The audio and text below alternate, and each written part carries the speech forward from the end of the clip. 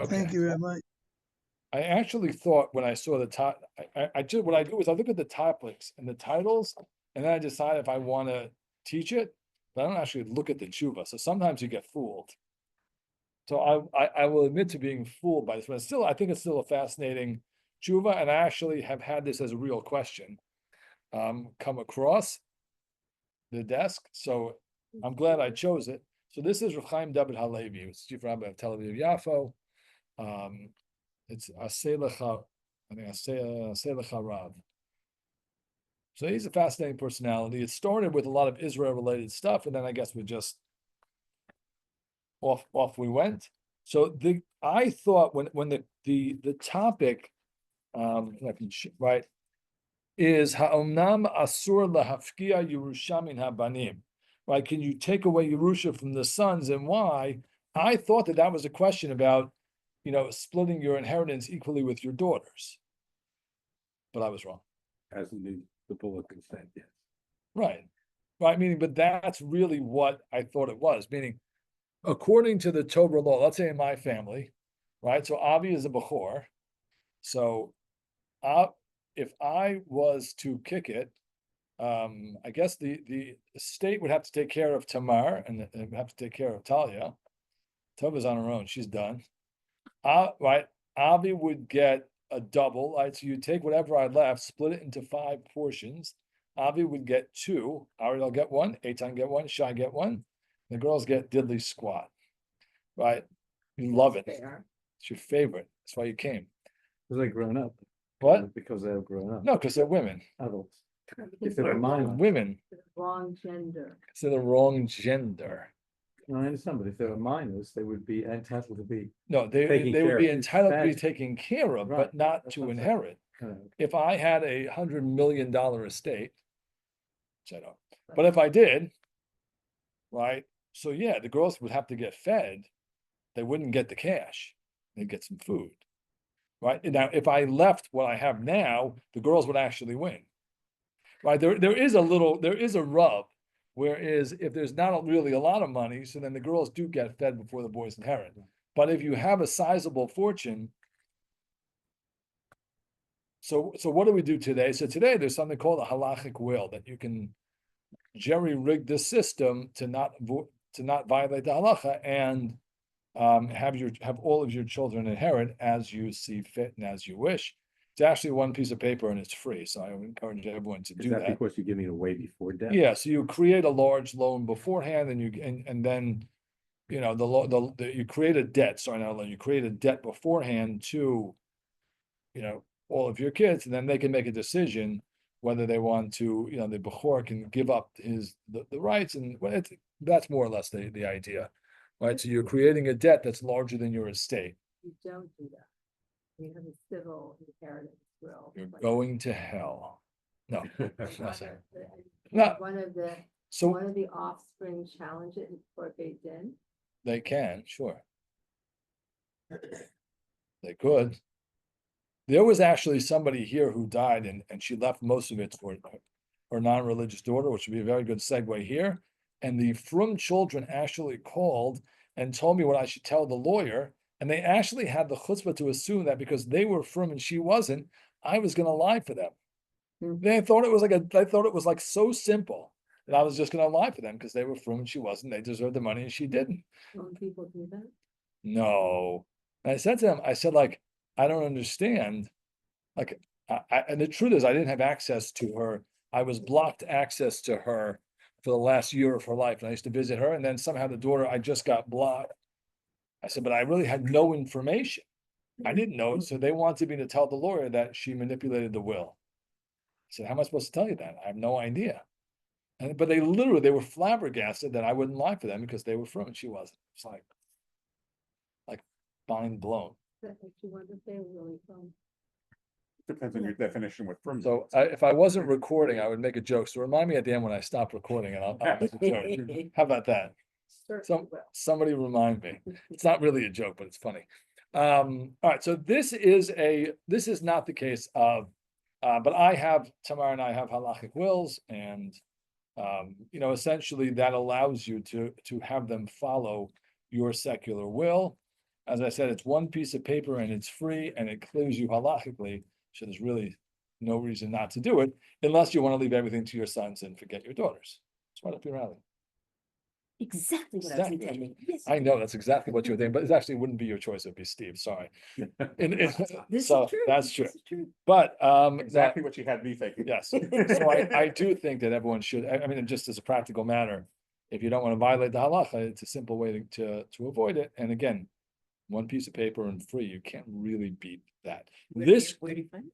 I sent it to you, it's Yeah. online, you know, so you just Google halachic will, it'll pop up.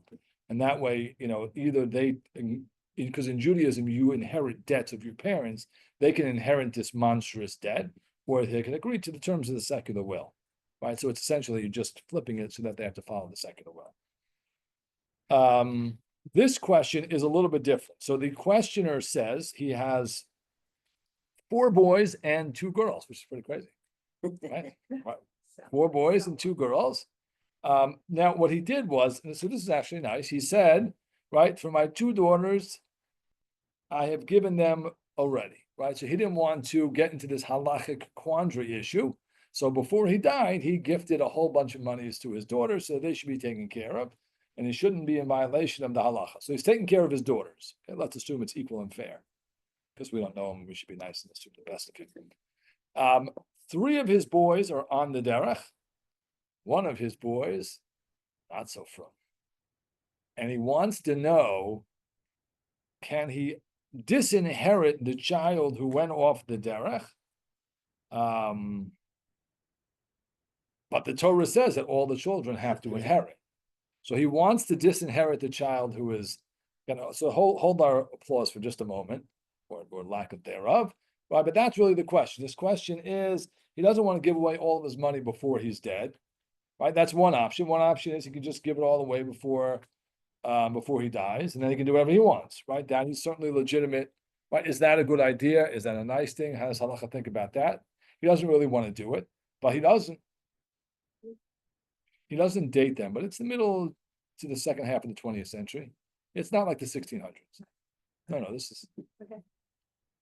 Again, he doesn't date his chuvas, which is a shame because that would be interesting. But within a decade or so, it's I think of the 60s. It's not like 1850. So that's what he's trying to navigate. He doesn't want to violate the halacha because he's a very holy Jew.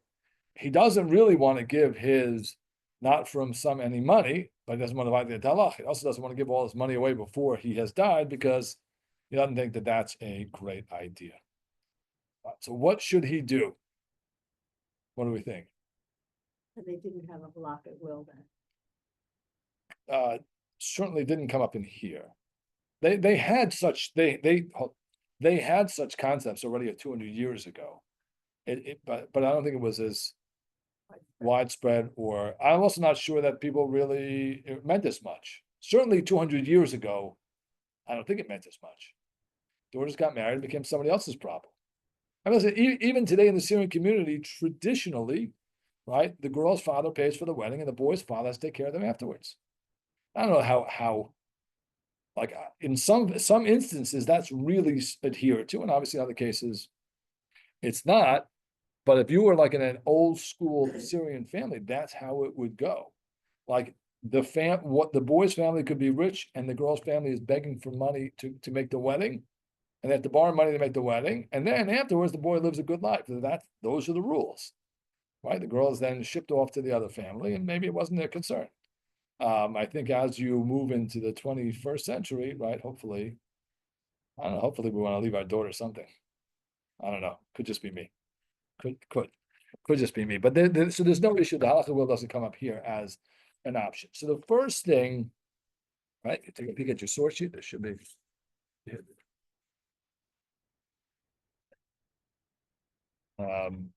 Right. So the first source we're looking at is the Gemara in Bava Metzia, and this relates to the question of should you give away all of your money before you die? So here the Gemara says, this is actually a fascinating Gemara. I quote it because it's fascinating for other reasons. Just you'll see in a moment, right? Tana Rabbanan Shlosha Tzoakin Ve'enan Na'anin. Right? There are 3 who cry out but get no answer. Hashem's not going to answer their prayers, which means you put yourself in this position. Hashem's not going to answer it. Right? The Eluhain, these are they. Mishiyesh lo ma'o, somebody has money. Umal ve'osan, he lends them out. Shelo be'edim. Right? And he lends out money without witnesses. Right? Now, why is that? That is not a good idea, because then when you go to collect, the guy says to you, "Who are you?" Right? I don't know you. You don't lend any money. So then, right, that your foolishness caused you to be in a bad position. Hakone adon la'atzmo, somebody who acquires a master for themselves. So that we'll see in a moment what that is. Umisha ishto moshelet alav, the one whose wife rules over him. We all be in trouble. Love that one. Okay. So akin ve'ein na'anin, the plight of the modern Jewish husband. She knows it's true. There you go. Okay. We all know it's true. It's okay. Right now, kone adam the atzmo mahi. What does it mean you acquire a master for yourself? Right. So igadamre, some say, right, tola nechasa benachri. You're making your wealth property dependent on a non-Jew. Right, and back in the day, certainly in that time, that was maybe a dangerous proposition. Right, but what we really come to is Igada Amre. Some say Hakosev Nechasav Lebanav Bechaya. If you write all of your property, all of your money to your sons in your lifetime, right? Because why is that? And then what are you crying out for? Because your sons turn on you and don't give you a penny, and then you're the fool because you gave away all your money and you have nothing for yourself, and then the kids are like, "Goodbye, Dad. It's been nice knowing you." And they dump their father, and then Soakin Me'inanim, because he made that mess for himself. So with that, he thinks it's not a good idea. Right now we have all these trusts and wills and all these kinds of things. Right? If you have no control over it and you have bad children, you could end up in a very bad spot. Okay, so that was for that issue. Right, so that's just becoming dependent on somebody else. The real other question is that's giving away all your money. What about gifting some of it before? I mean, he seems to, right, what the halachic will does is it creates an obligation. It creates a debt. It doesn't give away the money. Right. So I'm going to create an obligation. I'm going to put it at $10 million to my children. The obligations to your children. Yeah, and I can create any obligation I want, right? I mean, there's a halachic principle, hoda'as ba'al din, that the admission of the litigant is like 100 witnesses. If I say I owe $100, I owe $100. It doesn't matter if we had no previous business agreement, if you didn't lend it to me, or I bought whatever. It doesn't matter. I can just create a. I thought you couldn't be a witness against yourself. No, you cannot be a witness, but you can create an obligation. Right here, you're not being a witness, you're just creating an obligation. To enforce the obligation, it would have to be witnessed by other people, because it could be that people come and say, "Do you remember when you said you owe $100?" I'd be like, I got witnesses. right, you have witnesses. Right, you have witnesses. So that means that, so you would need the witnesses to uphold it, but the obligation would be correct. Question: the obligation and the enforcement are obviously two different things. Right? We can have obligations, and if we can't enforce it, so then okay, it's 120. I guess someone will come after you. So look at the second source. This is Gemara Bava Basra, and this goes to the heart of our question, right? What if your kid is a no goodnik, right? Is it a good idea to give the money away to somebody else to avoid having to give your terrible son the money? Right? It's a fascinating Mishnah. It's actually a Mishnah in Bava Basra, of all places. So look at the Mishnah, second source. Says Hakosev es nechasav la'acherim, right? If you write your monies, your property to somebody else, v'hiniach et banav, and you left your children with nothing. All right. Masha asa asoy, what's done is done. Ela ein ruach chachamim nocha hemenu, but the spirit of the chachamim is not pleased with you, which means it was effective, it worked, but it was a bad idea. We don't think you should do it. Can't stop you. it certainly is halachically binding. It's legally valid Hear it, forget it. to whoever I want. I certainly have the right to do with my money what I want, to give it to who I want, right? But Ruach Chachamim is not nocha heimenu. Rab Shimon ben Gamliel Omer, in lo hayubanav noagin kishura, right? If the children are not acting properly, right? Kishura means like a line, straight and narrow. Zachor latov, this guy should be remembered for good for disinheriting that child. I shouldn't say for disinheriting the child, for giving the money away to avoid having to leave an inheritance to this child. Zachor latov. Now the Gemara has the fascinating question. I don't want to go through the entirety of the Gemara, so I just brought the question, and then I'll give you the answer. Give you the answer. Right? Ibayalahu says the Gemara, Mi pligi Rabbanan aleha de Rabbi Shimon ben Gamliel olo. Is this actually an argument or not? Right? The Chachamim just say, don't do it. But maybe that's with the assumption that all of our kids are good kids and they're all following the straight and narrow path. All right, and that was just a general statement. If Shimon ben Gamliel comes to make an addition, maybe the Chachamim agree to that. Or maybe they don't. Right? Now, if the Chachamim agree, then everyone would actually agree that we should dump this terrible child because he's not following the path that we want him to be on. And adios. Right? If there's an argument, then we have to figure out who you paskin like. Generally, Chachamim versus an individual, who we paskin like? Chachamim. Right? Which would mean that you should inherit the child. Right? You could do what you want and it would be valid, but Chacham don't want you to do this. At the end of the Gemara, it tells us that there indeed is an argument. We paskin like the Chachamim, and you should leave money to all of your children, whether or not they're on the straight and narrow and the holy or not. Yeah. And previously, we were talking about like the level of disobedience or the level of wrongdoing that last year. And so is there any parameters as to how off the dare? Is it just someone who's not observant or someone who's like criminal or drug use, how off the track do they get for this to apply? So it's not specific in here, right? It sounds like they have left the path. It's hard to know if, where do you draw that line? Kid eats McDonald's on Yom Kippur, right outside the shul. Sits there smiling with his big, Burger King. Get the little crown. Get the Burger King crown. All right. Actually, my very first Federation meeting when I came 20 years ago was a group of people sitting around the table discussing how their grandchildren would be involved in Federation, not Judaism. And the guy asking the question is literally sitting there with a Burger King cup and a Burger King crown and a little box that the hamburger comes in. And I'm thinking, maybe don't do that. But I didn't say that. I just kept my mouth shut. I was Arnie Gelfman. Remember Arnie? Yeah. Arnie wrote me in. Good guy. No, it wasn't him. It was not Arnie Gelfman with the Burger King cup. It was Arnie Gelfman who wrote me. No. Stop. It was not. No. Arnie Gelfman was the guy who wrote me in. He was a beautiful soul. He passed away a little while ago. He was a great guy. It was not him with the Burger King cup. He was the reason I was there.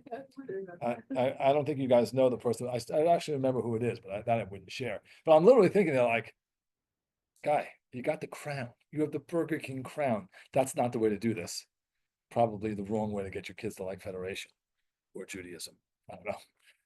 But right, let's say the kids really like taunting people on Yom Kippur with the Burger King. Right? It's still meant to be a religious violation, not any other just violation of like abusing other people. Well, I would tell you that is a religious violation. Okay.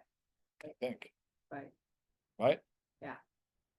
Right. So yes, I think it is. I think that is absolutely a religious violation. Another dimension.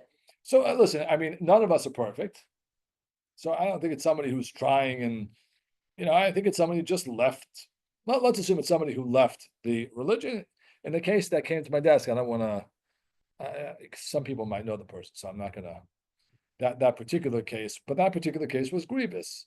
Right? It wasn't somebody who eats out vegetables without checking if there's bugs in it. Like that's not what we're talking about. Again, I just not to make fun of bugs, but I don't think we would say that person's off the derech. Like that's people are off the derech. They're off the derech. So where exactly the line's a fair question, but I think here, let's assume it's no good, right? So if you look in the Rambam is very clear. Then we have to figure out why, right? But the Rambam here in the third source, right, quotes our Gemara's codifying it. Right, anyone who writes their estate away and leaves the inheritors, the descendants, squat, even though that's not proper, right? Even though they're not acting properly, right? The Yorshim are not acting properly. He's very specific. Chachamim do not approve of not leaving an inheritance to a appropriate halachic heir, even if they're not on the straight and narrow. But he does say the other people will, they will acquire what is given. And then it concludes midas chasidus. It's a good proper conduct. That a righteous person you shouldn't even be a witness to the will of somebody trying to do this, the last will and testament, the tzava. Even if the child is not noe keshura and the brother is the brother they're giving it to is a chacham and he's a great person. Yeah. He's sitting in kaila and he's steiging away, and it's very fabulous.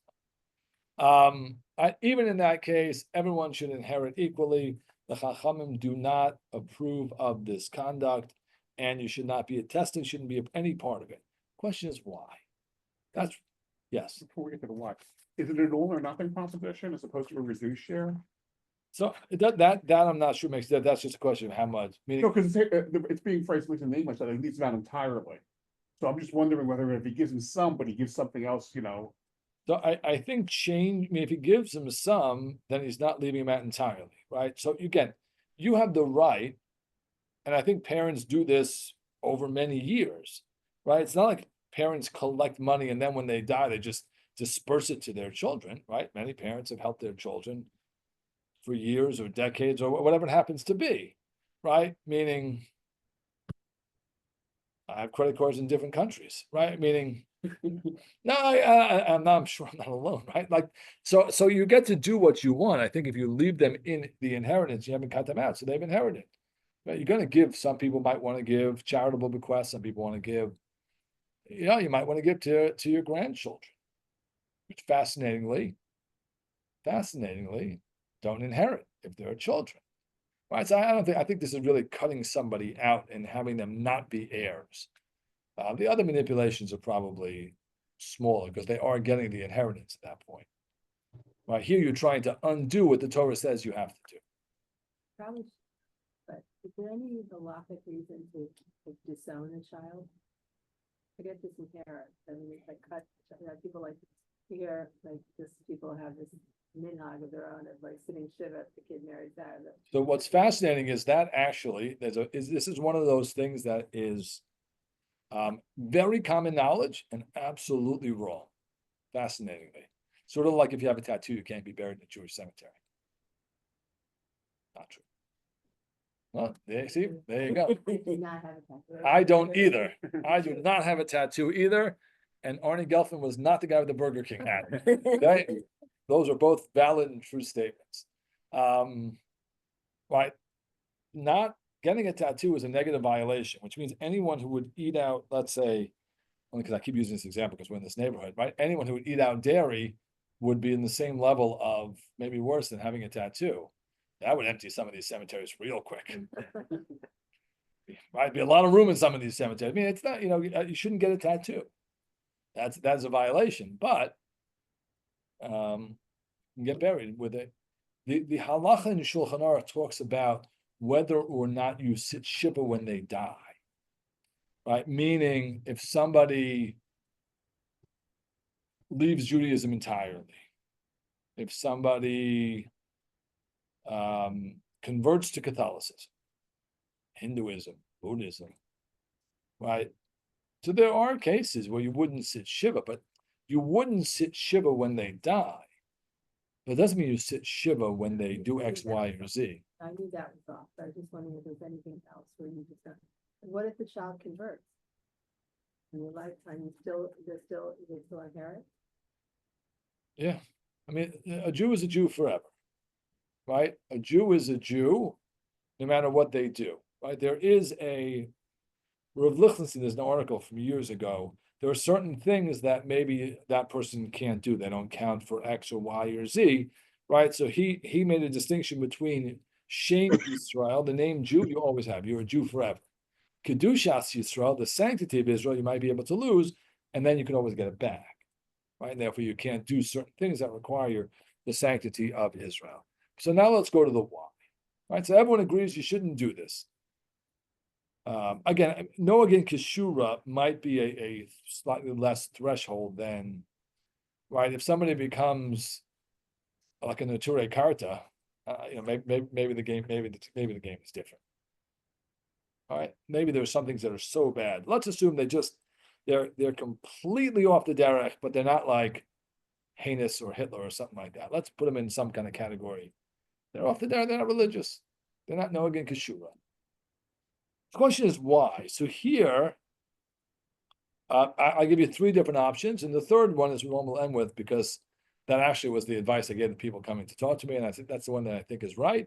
It might be because it's 2025, just might be. So number one, so let put it out there, right? Why is this the halacha? Why don't we say the kids are off the derech, forget them, doesn't deserve anything. Yeah. There's the eternal hope.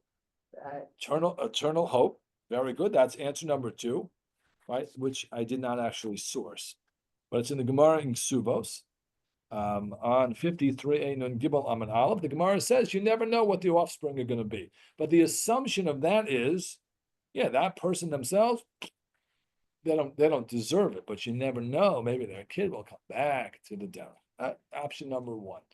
Option number two.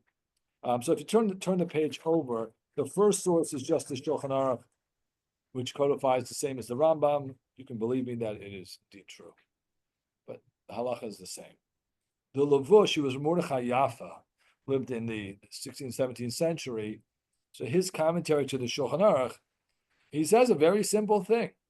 Kevan shehekpida haTorah kol kach b'seder hanachlos, because the Torah was so insistent on the order and precedence of inheritance, right? Lekarov kodem, that there's a pecking order, the kids, and then the this and the brothers and whatever, right? And the Chachamim say shelo yavir shum adam nachlos al achevrim makom sheyesh lo yorshim. Right? You shouldn't do it because the Torah was so particular. That's the halacha. If that's the halacha, you should follow it, and that's the way it's supposed to be. Right now, what is everybody here thinking? Why should you not do this? This is a terrible idea, right? So the Aruch HaShulchan, the last source, right? Aruch HaShulchan, everyone knows here I love. We learn between Mincha every day. And he says as follows: Afilu haben holech b'derech lo yishara. Ein leha'av litol chalko mimeno. The father should not take away his portion. Right? Right. Then he says, right, what Lori said, maybe some good seed will come after all. But then he quotes, right, what I think is obvious, and to me was, the Amru Chazal al Yishane Adam Bein Habanim, right? Don't choose favorites, don't make distinctions between the children. What's the proof? Ktonet Pasim Yochiach. Joseph's multicolored coat is the proof. Shekanu bo achiv, that his brothers are going to get jealous. Right? What happens when you disinherit this child? You're going to destroy the family.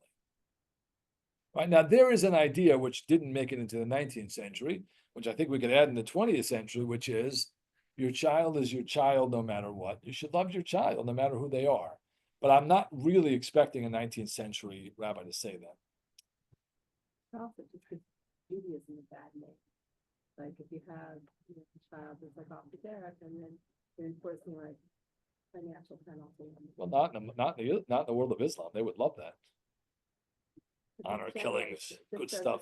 Doesn't sound. But it doesn't sound good to you. Not sure it wouldn't sound good to them. It's safe. That's actually an interesting question. I wonder how other religions would perceive that. But I think that those are really the two things. And one is your child no matter what. And maybe you should take care of your child. But if they really don't think that, then this argument, I think, was a good argument. It actually, it ultimately did win the day, which is the lasting memory of the family unit is going to be, I got blanked, right? And my parents hate me, and you know, you got it, and I hate you now, and there's no real way to recover from that. They won't say how. But today, Not that kid, no. Not after you cut him off. What did you say? but today, somebody who wasn't aware of the Jewish laws of inheritance, or the full details, the family, or the girls might feel that. Or even might. That's might why struggle with you should get a halachic will. Right. No, I'm saying, of course, that's the solution, or yes, that's the solution. But that feeling. Yes, can yes. Exists. I don't think either of my daughters would really love this. Happens to be. I don't think they're too fond of that. I'm not sure how much I'm leaving. I don't know if it really matters. But right, I hope I don't leave them dead. That would be Also, bad. this is a very powerful statement by the Aruch HaShulchan. about the Kshona Pasim. Basically, when we talk so much about the responsibility for fractures in Klal Yisrael being due to the way the brothers behaved, he's shoving it back onto Yaakov. With good reason. I understand, but we don't. No. We don't quite look at it. It's like No, the Gemara it's says like that. he said. No, the Gemara says that. I mean, these are not the Gemaras that get quoted because Yaakov Avinu was a tzaddik. Of course, he was a tzaddik, but he was a human tzaddik. The Gemara says, don't make the same mistake as Yaakov Avinu. Don't choose favorites between your children. Look at what happened. The Gemara says that. I didn't say that. I'm just quoting a Gemara, right? Meaning, but he's a tzaddik. I don't know how you square that, right? I don't know how he could be holy and perfect and still, but the Gemara clearly didn't believe that. 20th century Lakewood Art School believes that, but the Gemara didn't believe that. The Gemara said, look at this. He chose one brother, and yes, Yaakov was at fault. Yosef was at fault, right? Haughty young child should not have told those dreams to his brothers. That was a mistake. Guess what, guys? Stink. Rule over you. Right? It was a mistake. They shouldn't have tried to kill him. That was maybe an overreaction. Everybody would. Yeah, I mean, that was a little But then the overreaction. story wouldn't have happened, so it wasn't a mistake. That's the way it was supposed to be. No. So I'll give you another great Orach Chaim. Hmm. Right? Good thing I powered my computer. We're still going. Last week we had to like wrap up quick. The Orach Chaim says, this is an amazing Orach Chaim, right? 17th century Morocco. He says you have to give God some credit. The question he was addressing was, what if the brothers decided we're going to really kill this guy, right? So Ruvain comes and he says, no, let's sell him, and all the off with his head, and then they off his head. The Orach Chaim says they have free will; they could have done it. How would Yaakov have got to Mitzrayim? Don't worry, have some faith. God would have gotten down there. Like they didn't have to do this; it wasn't preordained, but everyone had their hand in this. Right? Yosef, certainly. Now, the brothers are by far the worst, because they basically sent him to die in slavery and then totally wrecked the father. Like, I've said this many times in Shua, that's my least favorite scene in the entire Chumash. I hate that scene. It is so brutal and so cruel for them to bring that bloody coat back to their father. You know what this is? That to me is literally, it's the worst scene in the whole Chumash. Because, like, how do you do that to your father? I hate that scene. Says that tormented they were by his favoritism. Okay, but there's a measure for No, measure. They can't. I- You can't Yeah. take away the responsibility. It's for that tying level. it back. Okay, but how many of your children make jokes about who the favorite is? Well, Oh, yeah, Yeah. you guys? Yep. Yep. Yep, yep. Like they'll literally, the kids will rank themselves in front of us. Absolutely do. The kids will rank themselves. So, okay, Yaakov went a little overboard and he had a favorite wife. Okay, and he had 4 wives, and this was his love, this one he loved. And it doesn't mean that they should kill him. That's a little overreach. I think, maybe make fun of him a little bit, trip him a little bit. I'm going to the, manure in the field a little bit, play some games, okay, but like not kill him and then You know, convince his father he's dead. Like that's a lot. Really traumatized. I'm not forgiving you. I'm not justifying. Right. But I'm saying, so everyone's at fault. But yeah, the Aruch HaShulchan says, yeah, don't do this to your family. You're gonna blow up your family. Right? And there's no taking it back because now you're dead. You like that, right? That's excellently phrased. Well, I think it's true, but you can't go back and fix it. You're Game over. worm food. I mean, it's done. Then So- again, it might have been blown up already. Maybe yes, Things maybe may not no. have been so good already if you're. Maybe, but I like the Aruch HaShulchan because he essentially says, you don't ruin the family because okay, so he's more, he's less, he's this, he's that, but don't blow up the family over what is an important issue. I mean, the Aruch HaShulchan does not think the child should go off the derech. He's right. It's not his like this is a good idea, but the value of family and people getting along in family, he thinks is the reason for this Mishnah. And therefore he tells him at the end of the tshuva, he tells him that you should get over it and don't do it and let the child inherit equally with his brothers. And with that the tshuva is over. Any last questions? All right, so we have next week, I have Bracha's brother's wedding. Anyway, good night, everybody. And I gotta tell you, don't go anywhere. Hold on.